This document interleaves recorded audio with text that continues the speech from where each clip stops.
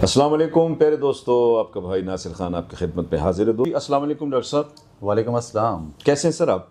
अल्लाह का बड़ा करम है। आप अपना सुनाएं, आप फिट हैं? शुक्र सर। डॉक्टर साहब ये बताएं, स्केबीज़ जिसे ख़ारिश कहते हैं उसकी मुख्तलिफ इक़साम हैं। बाज़ लोग ऐसे होते हैं जो कहते हैं, मतलब उनको ये शिकायत है कि हम लोग कुछ ले लेते हैं, क्रीम श्रीम या जो भी है वो हम उसके ऊपर लगा लेते हैं तो वो वक्ती तौर पे जो है ठीक हो जाता है, लेकिन वो फिर 2-4 दिन बाद रिपीट हो जाता है और वो चीज़ जो है तो वो उनकी जो ख़ारिश है वो कम नहीं होती बल्कि ज़्यादा होती है।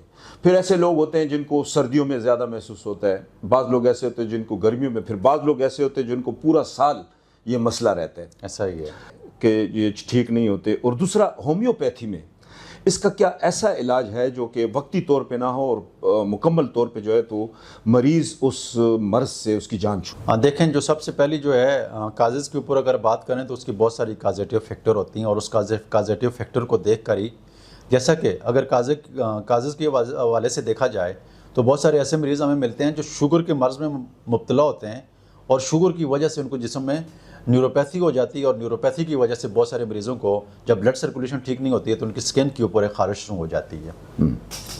फिर इसी तरीके से मेरे पास क्लिनिक में जो रोज़ाना की बुनियाद के ऊपर जो मैं बहुत ज़्यादा मरीज़ देखता हूँ तो वो किडनी फेलियर देखता हूँ, जो मुझे क्लिनिक में भी मिलते हैं और पूरी दुनिया पूरे वर्ल्ड से ऑनलाइन भी मरीज़ मिलते हैं। तो वो कहते हैं कि डॉक्टर साहब हम खारिश से बड़े तंग हैं। हालांकि वो डायलिसिस कर रहे होते हैं, उनको तकलीफ होती है, लेकिन वो सारी रात खारिश की वजह से सो नहीं सकते हैं, तो उनकी बॉडी में खारिश बहुत ज़्यादा होती है। फिर इसी तरह जिगर के जो बहुत सारे मरीज़ होते हैं उनको जिगर की वजह से जो है वो खारिश होती है।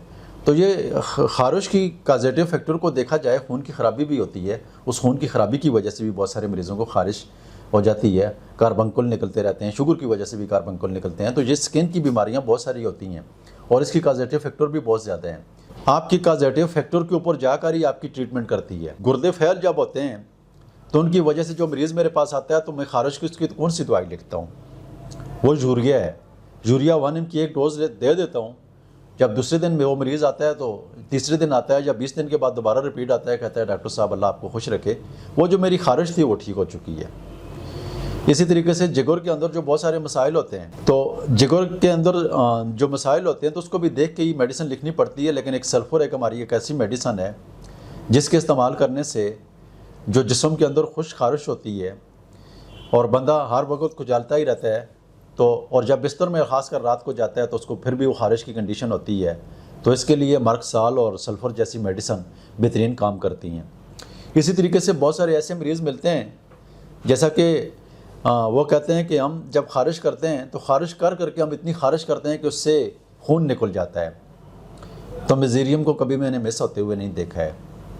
जब भी कोई इस सिम्टम्स के ऊपर उसकी काजेटिव फैक्टर कोई भी हो, लेकिन वो कहता है हम खारिश कर करके उनके बॉडी जब मैं देखता हूँ तो पूरे बॉडी के ऊपर जो है वो दाने जो ज़ख्म जो हैं वो बने हुए नज़र आते हैं और वो कहते हैं कि जब भी हम खारिश करते हैं तो उससे खून निकलता है। तो इसके लिए मेज़ेरियम 30 में मैं सुबह दोपहर शाम इस्तेमाल करवाता हूँ। तो अल्लाह ताला के फजल करम से जब 20 दिन के बाद तो मरीज़ दोबारा रिपीट आता है तो वो दुआएं दे रहा होता है कि ये इतने अरसे से मुझे खारिश थी तो वो जो ठीक नहीं हो रही थी तो वो ठीक हो चुकी है। तो यही होम्योपैथिक इलाज की खूबसूरती है। इसीलिए होम्योपैथिक इलाज को इलाज बिलमिसल भी कहा जाता है कि ये आपके काज को देख कर, काजेटिव फैक्टर को देख कर उसके मुताबिक जब आपको ट्रीटमेंट मिल जाती है तो अल्लाह ताला के फजल से मरीज़ जो हैं वो सेहतयाब हो जाते हैं। बहुत बहुत शुक्रिया डॉक्टर साहब। देखिए नाज़रीन, बात ऐसी है कि ये हमारा इस प्रोग्राम का मकसद ही यही था कि आपको ये अवेयर हम करें। तो इंशाल्लाह इस तरह के और प्रोग्राम भी आपके सामने लेकर आएंगे। हमारे साथ रहिएगा। हमारे अल्लाह हाफिज़ व नासिर जी, बहुत शुक्रिया।